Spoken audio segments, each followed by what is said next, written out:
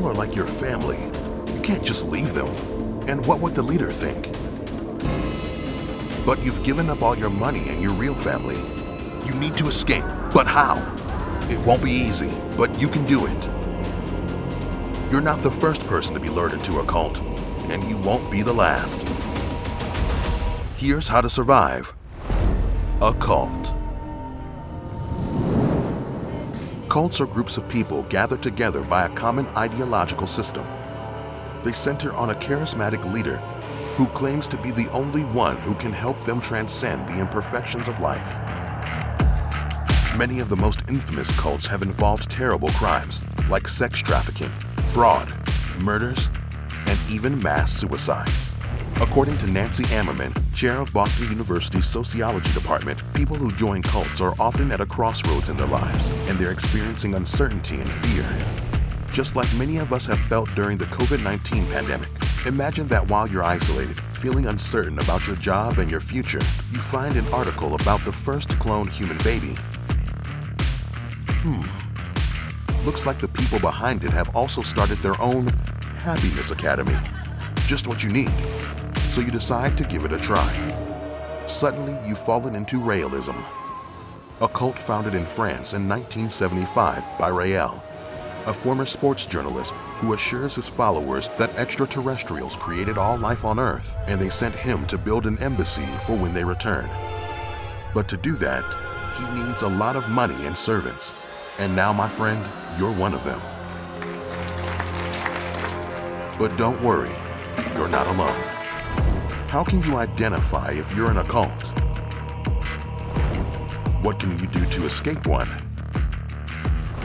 And how many people fall victim to these things? Step 1. Read the signs. Cults often start like regular churches, personal coaching courses, or self-help communities. But at some point, they start distancing you from your personal relationships, family, school, or job. The award-winning actor Joaquin Phoenix spent part of his childhood in The Children of God, a cult that forced him to beg on the streets for food, embracing adultery and incest. When his parents realized it was not a regular church, the entire family left the cult. So no matter how compelling you find realism or any other cult, don't join anything that makes you stay away from your family and friends. Step 2. Escape. Australian Claire Ashman was born into a fundamentalist Catholic cult. She grew up isolated from the world, and she was forced to marry at age 15. Her husband took her into the Order of St. Charbel, a cult led by William Cam, then convicted for rape.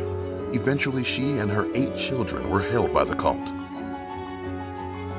But she managed to escape when the sheriff served an eviction notice at the property where she was a captive.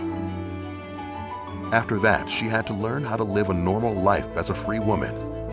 So be alert and take any chance you have to escape. Step 3. Keep your documents with you. Soyeon Lee's mother convinced her to live with her in the Grace Road camp in Fiji.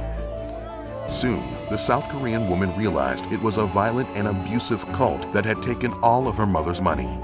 The night before she escaped, her mom took away Soyeon's passport to prevent her from leaving, but she fled anyway.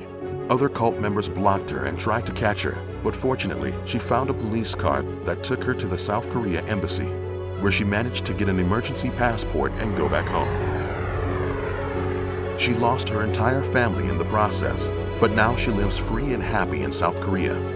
So never lose sight of your important documents. Step 4. Distance yourself. Fortunately, not all cults keep their members captive all the time, so you may have an opportunity to take some distance, like Laura Johnston did. She was part of a cult called the People's Temple in California, which moved cult members to Guyana, South America, after the cult drew attention from the media. After reports that people were being forced to stay at the camp against their will, a U.S. delegation led by California Congressman Leo Ryan visited the Jonestown camp. Gunmen from the cult ambushed the delegation and killed 5 people as they were waiting to return home. The cult's leader, Jim Jones, ordered all of its members to drink poison. More than 900 people died that day. But Laura was on a trip out of the compound, so she survived. But she recognizes that she might have died by suicide if she was in the camp that day, influenced by the leader and the people she loved. So get some distance from the cult and think by yourself. Step 5. Collect evidence.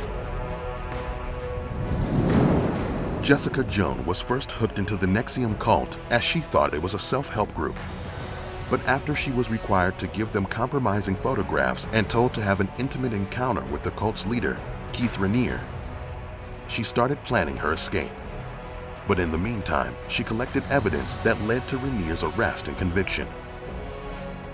Margaret Singer, professor of psychology at the University of California at Berkeley, estimates that there could be up to 3 million cult members in the US. So while you're planning your escape, you can also help to stop the cult from abusing other people. Finally, you found your way out. But while you were in the cult, democracy has fallen. Now you live in a dictatorship led by a crazy tyrant. Don't panic. We have you covered. Here on How to Survive.